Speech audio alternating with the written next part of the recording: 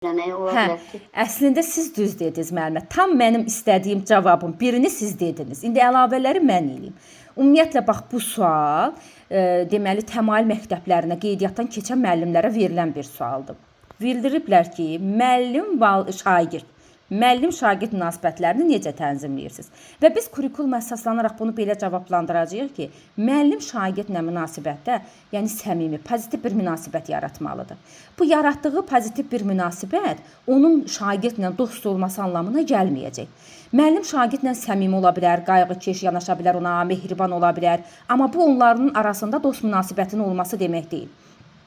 Şagird ümumi şəkildə bilməlidir ki, hansı davranışa qədər icazə var, hansı davranışa qədər müəllim səbirlidir, nəyə qədər nəyi edə bilər, nəyi edə bilməz. Və eləcə də müəllim şagirdlə empatiya quraraq və onunla onu anladığını göstərəcək, özünü onun yerinə qoyacaq, səmimi pozitiv bir münasibət və müəllim şagirdinə qarşı humanist yanaşmalıdır. Empatiya qurmalıdır, humanist yanaşmalıdır müəllim və demokratik bir ünsiyyət qurmalıdır. Bax, sizə belə bir sual verilərsə əgər, ümumiyyətlə şagird onsuz da veriləcək. Fərqli formatda ola bilər. Sırf elə deməzlər ki, məsələn, müəllim-şagird münasibəti necə olmalıdır? Belə vermir, başqa bir templə verərsən, orada deyim, bu bir qızıl qayda kimidir. Müəllim-şagird münasibətlərinin özəyində dayanan demokratik ünsiyyət, empatiya və müəllimin şagirdə humanizmlə yanaşması.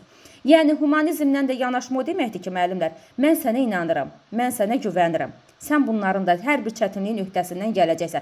Yəni, ona bir növ deyək ki, həvəsləndirmək, ruhlandırmaq, yəni müəllimin şagirdə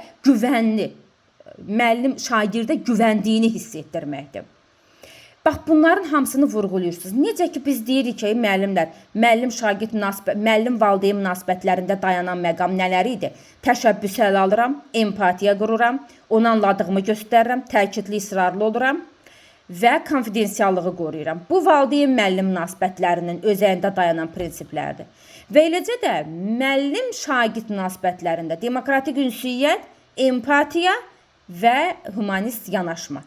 Bunları da vurğulasanız, yəni o sualın möhürünü vurmuş olursunuz. Yəni bax bu müəllim-şagirdlə, amma nə qədər onu da vurğulayın orada ki, müəllim-şagirdlə nə qədər səmimi pozitiv münasibət yaratmağına baxmayaraq bu onların dost olması anlamına gəlməyəcək. Belə bu qədər bu sualın cavabı. Təşəkkürlər Səidə müəllimə.